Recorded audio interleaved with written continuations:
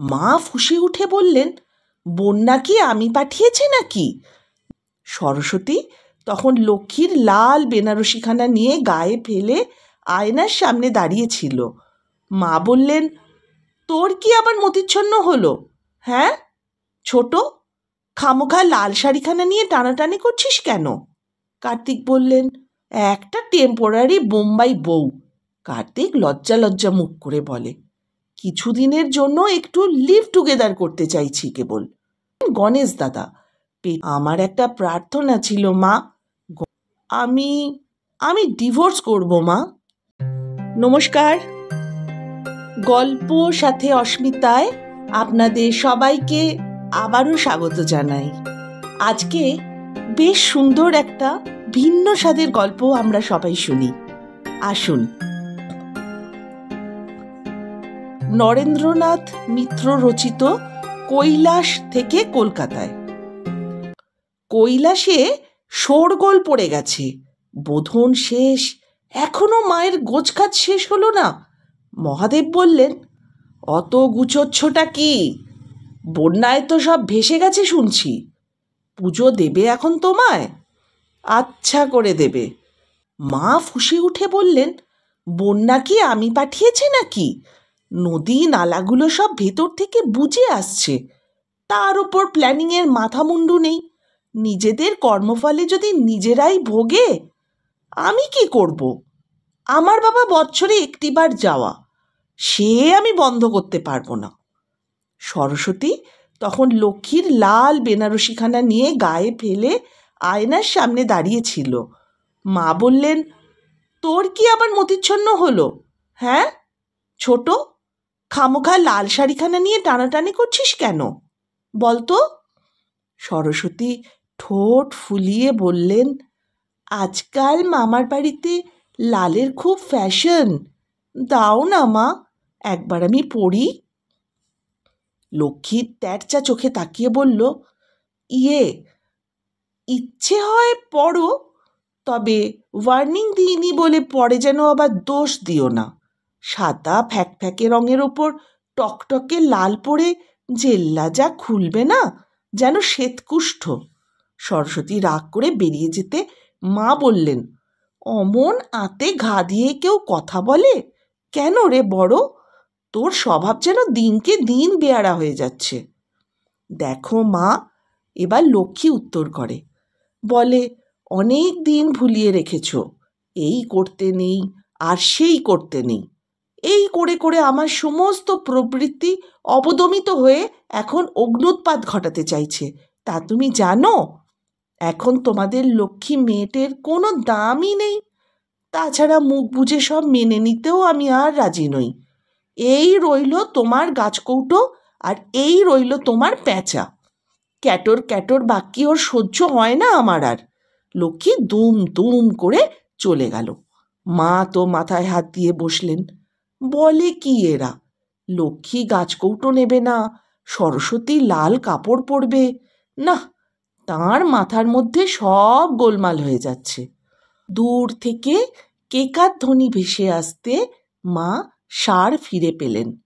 কার্তিক আসছে, দেখা যাক ছেলেটা যদি একটা বিহিত করতে পারে।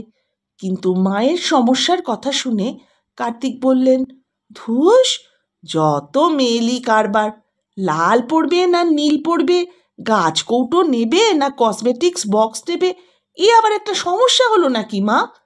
আমার বরং একটা রিয়াল দরকার ছিল, বুঝলে মা? শুনবে? শুনবে? না শুনলে তুই যেন ছাড়বি, মা বিরক্ত সুরে বলে। কার্তিক বলে, বেশি কিছু নয় মা, একটা টেম্পোরারি বোম্বাই বউ। কার্তিক লজ্জা লজ্জা মুখ করে বলে। মা বলে, বলিস কি রে? তোর ইমেজ কুমার দেবতার, তা তুই জানিস? সর্বনাশ হয়ে যাবে যে রে ও কার্তিক। কার্তিক অভিমানী মুখ করে বলে, আমি তো কুমার পরিচয় বিসর্জন দিচ্ছি না, কিছুদিনের জন্য একটু লিভ টুগেদার করতে চাইছি কেবল। ইন্দ্র বা বৃহস্পতির মতো পর্দার নয়, শুদ্ধ একটি মর্তের মেয়ের সঙ্গে ওই একটু লিভ টুগেদার। ওই যে গ্রিকদের জিউস যেমন করত, তোমাদের বাবা সব কিছুতেই যেন বজ্র আটুনি। মা গম্ভীর মুখে বললেন, স্বর্গে এত অপ্সরী থাকতে সেসব নিয়ে মর্তের মেয়ে, তারা তোমার সঙ্গে থাকতে রাজিই বা হবে কেন কার্তিক? গ্রিকদের কথাই যদি তুললে তো অ্যাপেলো ড্যাফনির ঘটনা কি তোমার মনে নেই? অ্যাপেলোকে এড়াতে ড্যাফনি তো লরেল গাছই হয়ে গেল শেষ পর্যন্ত। কার্তিক বলল, সে ভাবনা তুমি করো না মা।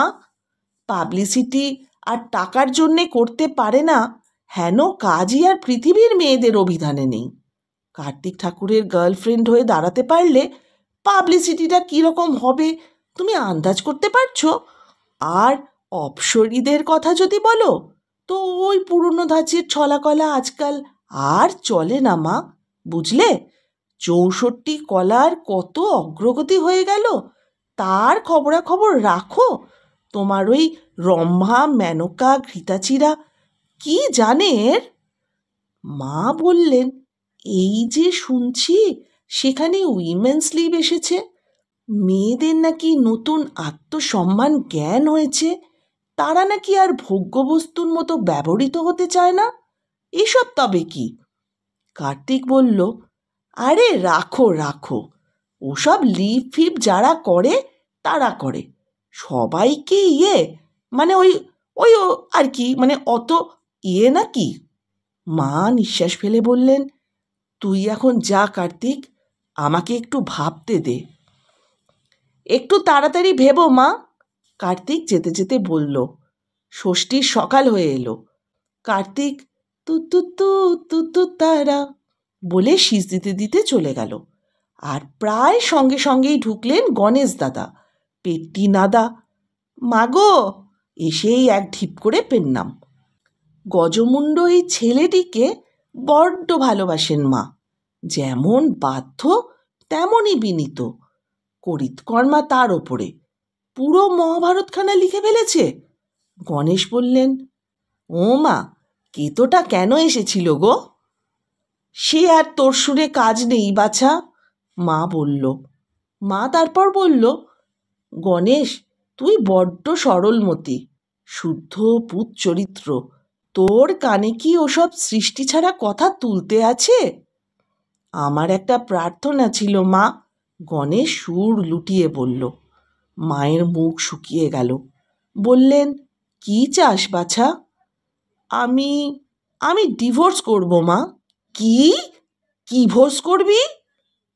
মা উত্তেজিত হয়ে জিজ্ঞেস করল। গণেশ বলল, ডিভোর্স, ডিভোর্স গো। আহ, বিবাহ বিচ্ছেদ। কলাকে নিয়ে আর চলছে না, বুঝলে? তুমি অনুমতি দিলেই আমি কাগজপত্র সব রেডি করি। কলাকে নাইয়েই তো সপ্তমী পুজো আরম্ভ হবে রে। মা হতভম্ব। জানতুম, আমি জানতুম, আমি কিছু চাইতে গেলেই তোমার মাথায় বাজ ভেঙে পড়বে। আমি তোমাদের ছাই ফেলতে ভাঙাকুলো বই তো আর কিছু নই। কোথায় ছিল একটা হাতির মুন্ডু, ফটাস করে এনে লাগিয়ে দিলে আমার ধরে। মাটির তলায় গর্ত খুঁড়ে কিচকিচ করছিল ইঁদুর বেটা, ঝটাস করে তাকে আমার বাহন বহাল করলে। নুয়ে পড়া নেতানো জড়ভরত একটা কলা দিয়ে দিলে দুম করে তার সঙ্গে আমার বিয়ে। খেলা পেয়েছ, তাই না? আমি কি কিছু বুঝি না? না, কার ধপধপে রাজহাঁস, কার গোলাপি প্যাঁচা, কার বেলা প্যাকড়া মেলা ময়ূর, নিজের এতখানি এক শিঙি। খালি আমার বেলাতেই কেলে, কুচ্ছিত, নোংরা, হাড়বজ্জাত এক ইঁদুর। গণেশের সুর সাপের মতো ফোঁস ফোঁস করতে লাগলো, চোখ দিয়ে যেন আগুন বেরোচ্ছে। গণেশ হলকা ছড়াতে ছড়াতে বেরিয়ে গেল। মা অনেকক্ষণ হতচেতনের মতো পড়ে রইলেন। কে যেন মাথায় হাত বুলিয়ে দিচ্ছে। মহাদেব নাকি? চোখ তুলে মা দেখলেন নন্দী।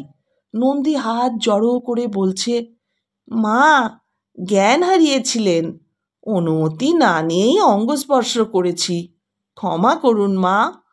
মা ক্ষীণ স্বরে বললেন, ক্ষমা কিসের নন্দী?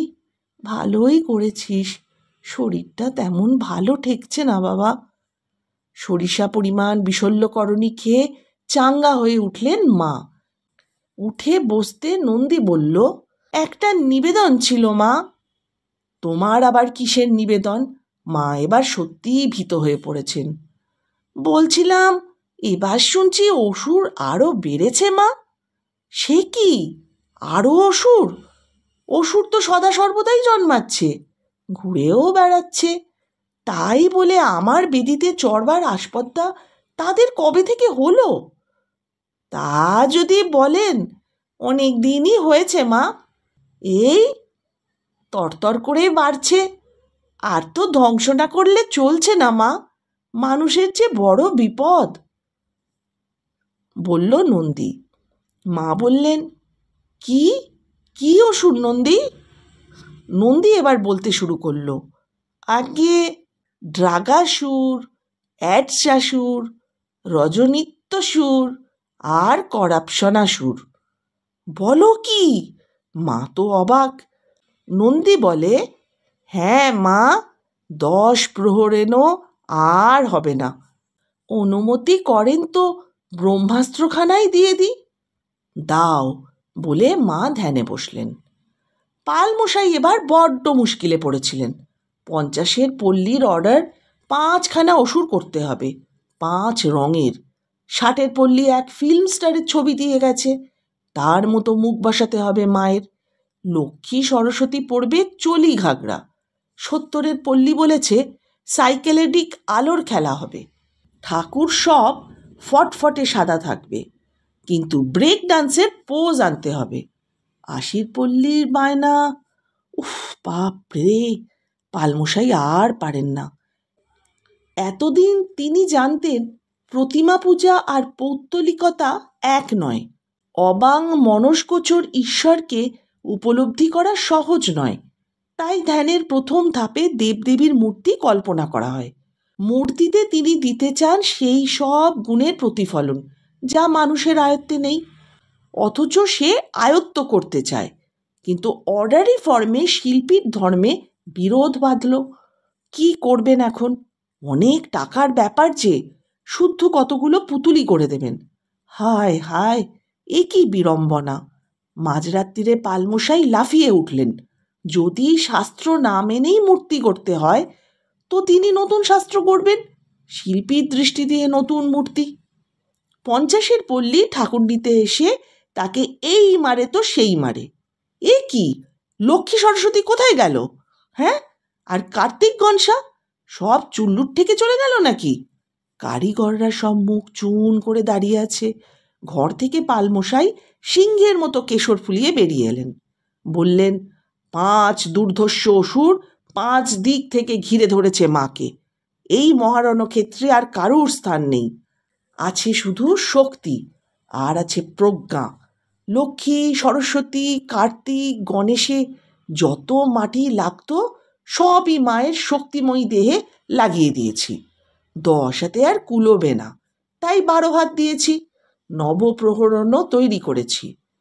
এখন এই মূর্তি যদি পছন্দ হয় তো নাও, নইলে বায়নার টাকা ফেরত দিয়ে দিচ্ছি। পুজো কমিটির জয়েন্ট সেক্রেটারি পান্তু বললে, বোম্বাই সাইজ হয়েছে কিন্তু। হ্যাঁ, কি বলিস রে ঘটনা? দুর্দান্ত। তাছাড়া এখন আর ভালো ঠাকুর পাবই বা কোথায়?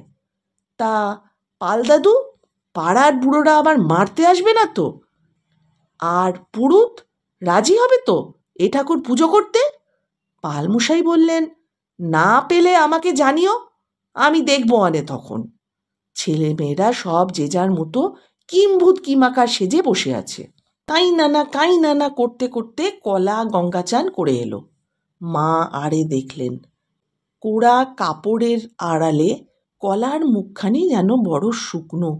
লম্বদর সুরের তলা থেকে লুকিয়ে লুকিয়ে তাকে ভেঙাচ্ছে।